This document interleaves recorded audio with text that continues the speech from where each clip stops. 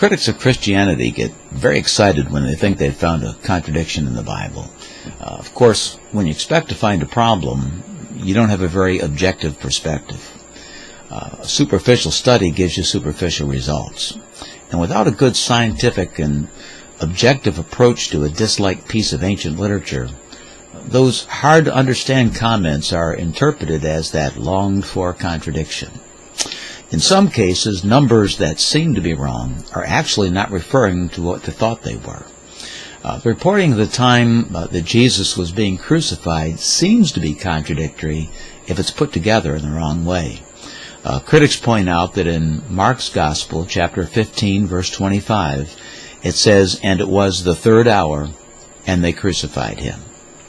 Then they quote from John 19, Matthew 27, and Luke 23, where it identifies the crucifixion with the 6th hour. Well, there's several problems with an oversimplification like the one the critics use here. First, we really need to understand how time was identified in that era when there was yet no watches or clocks as we think of them. At that time, the day was segmented into 4 divisions, determined by the position of the sun during the day. The first division started with the sunrise, about 6 a.m., but of course this varied with the seasons. And it continued until the sun was about halfway to its midpoint overhead. That would be about 9 a.m. And it was divided roughly into 3 hours, but again, that would vary depending on the season. The second division was introduced at the end of the 3rd hour, and it extended from about 9 a.m. until noon when the sun was overhead, and that was divided into hours 4, 5, and 6. The third division started at noon, introduced by the end of the 6th hour, and it continued until the sun was halfway between overhead and setting, so about 3 p.m. The fourth division started after the 9th hour and continued until sunset, which again would be approximately 6 p.m., but it would vary with the seasons. And so the times were approximate and based on the apparent position of the sun, not upon mechanical clocks. There were no minute hands or second hands to set things to some centralized standard time. Second, we need to understand that the crucifixion was a series of events, beginning with the arrest of Jesus the night before. There were various trials in various locations by different courts. Then there was the final verdict and sentencing, and after that there were preparations for the crucifixion. And after the crucifixion, after the conviction of Jesus, Jesus was mocked and beaten and led to the cross. Now, Matthew, Mark, Luke, and John mention several time-identified details. At some point in the 6th hour, approaching noon, Pilate presented Jesus to be crucified. That's directly stated in John 19:14. There was 3 hours of darkness identified as the time Jesus was on the cross. That darkness started during the 6th hour, according to Matthew, Mark, and Luke.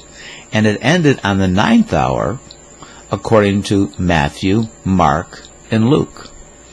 Jesus died during the 9th hour, according to Matthew and Mark. Now,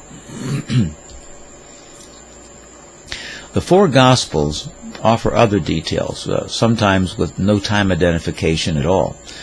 They're mentioned in different sequences, and, for example, the casting of lots for his garments, placing of the sign over Jesus, and his being crucified between 2 thieves.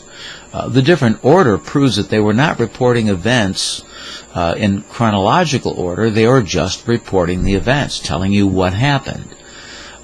Third, critics often presume that Mark 15:25 says that Jesus was nailed to the cross at the 3rd hour rather than the 6th hour. Now, it does say, and it was the 3rd hour, and they crucified him.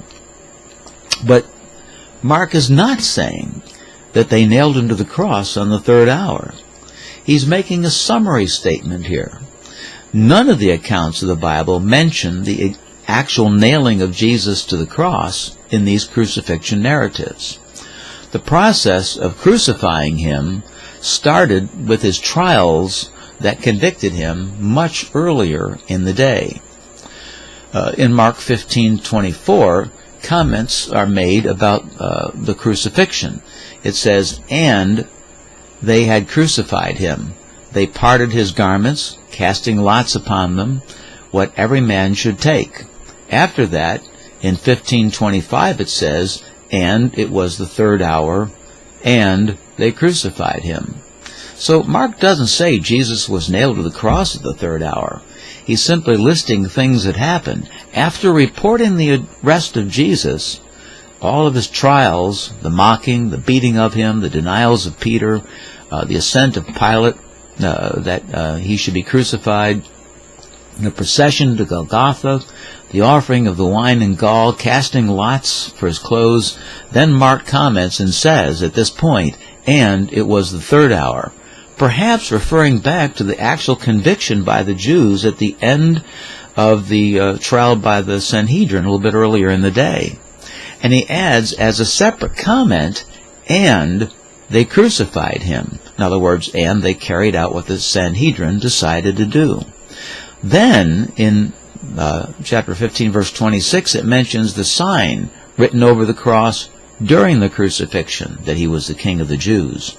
Finally, a little later in 15:34, it adds that Jesus spoke his last words at the 9th hour, fully agreeing with Matthew and Luke. Mark also comments that the darkness lasted from the 6th hour to the 9th hour.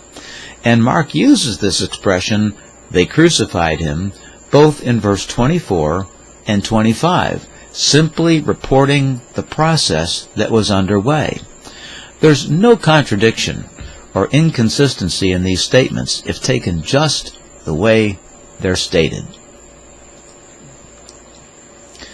The critics' only support is found in artificially forcing all Mark's comments into some type of a chronological scheme, which really doesn't fit if you try to make it fit some chronology. That was obviously not intended by the author. They also ignored that the same basic comment was made about his "and they crucified him" in the previous verse when it was talking about something that took place earlier. And what's called the crucifixion refers to the whole set of events connected with the execution. It didn't just start at the moment nails were hammered through his hands and feet. It was probably about the third hour of the day when the Sanhedrin condemned him to death. And about then, word was beginning to spread at that hour of the day throughout Jerusalem about what was taking place. From that hour on, the people of the city turned their attention to that breaking news of the moment. Critics have not found evidence of a contradiction here. We need to read the Bible to find out what it says, rather than reading into it what we assume it must mean. God's Word stands on its own. It continues to be a consistent communication from God about who He is, who we are, and how He redeemed us undeserving rebels by His grace alone.